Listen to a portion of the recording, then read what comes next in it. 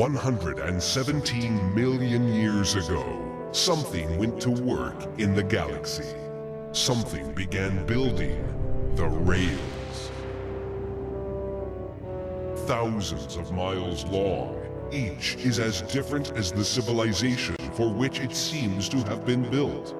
Their purpose is unclear.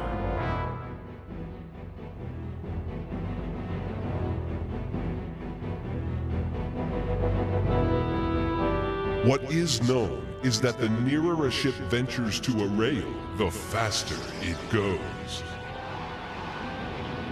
With no other use for the huge structures, the rails were transformed into mammoth racetracks. Upon these tracks, the 43 known civilizations of the galaxy competed for the right to be called champion. The prize they fought for was the Star Sphere. Assembled from 43 stones, each one found embedded in a different rail. These gems formed a nearly perfect globe, with one missing piece. Then, 5 centuries ago, a 44th rail was discovered. Adrift and orbiting a dying star, it contained no gem with which to complete the Star Sphere. Still, it is for the right to compete at this final lifeless sun that the galaxy's great champions will go to war. For this is the most challenging rail of all. This is rail number 44, the rail at Epsilon Indi.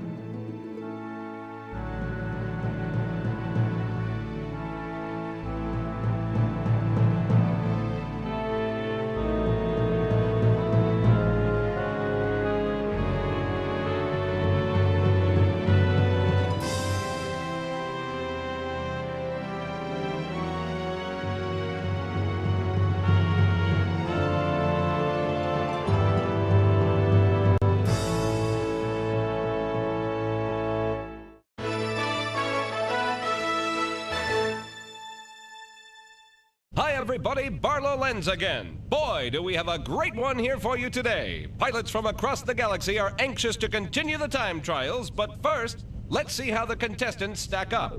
The real news, of course, is the appearance of Connor Rhodes, first contestant from the mysterious new planet, Earth. Rhodes is an unknown commodity, but Earthmen in general are reputed to be cunning, resourceful, brave, and often foolhardy. One thing is certain, it should prove to be an exciting first, if not last, race for Mr. Rhodes.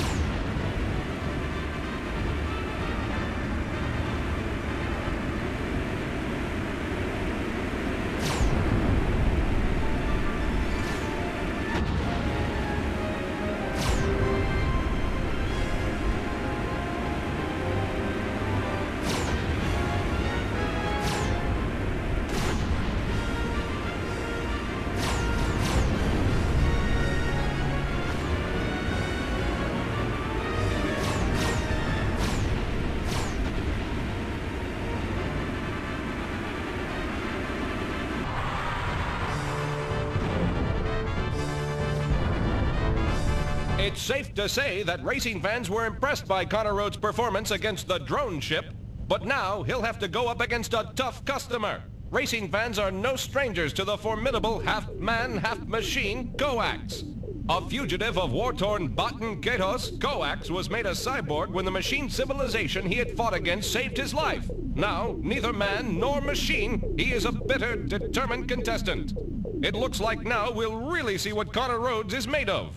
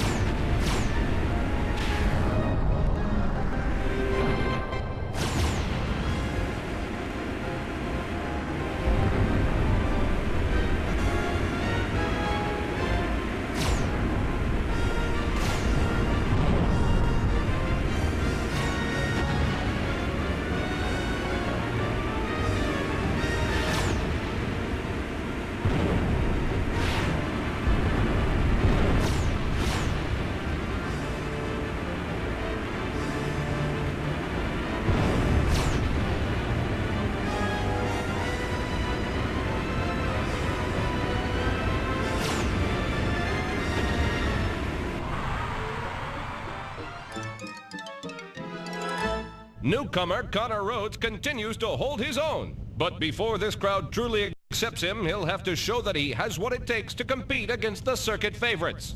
And of course, one of those favorites is five-time champion Guthul Glahurg of Regor 12. Guthul, of course, has been off the circuit for over 2 years pursuing an acting career. But Earth has a mystical significance for Triceratops sapiens, and it's said Guthul could not pass up an opportunity to race against an opponent from the planet his people call the First World. Let's see just what kind of welcome the Earthman gets.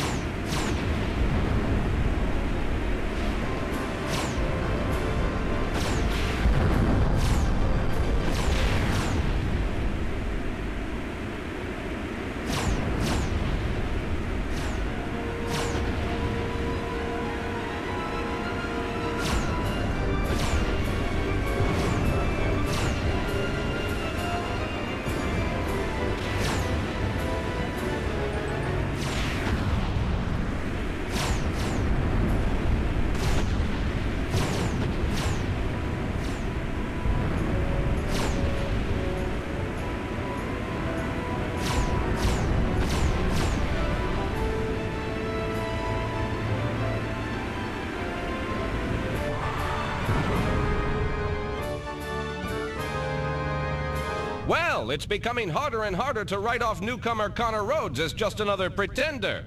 So far, he has fared well against aliens who may be unfamiliar with how he thinks. That is about to change. His next race is against fellow humanoid Deanna Stone. But this may be an advantage for Rhodes as well, unless the stories we've heard are true and Earthmen really have little or no understanding of their planet's women. Hard to believe, but we shall see.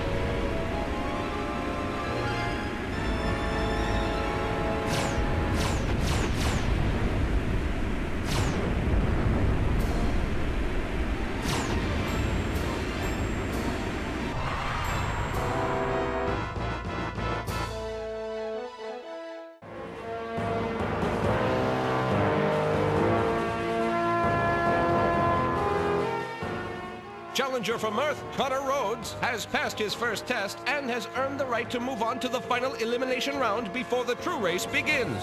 Congratulations, Mr. Rhodes, but you still have a long, long way to go before you reach Epsilon Indy.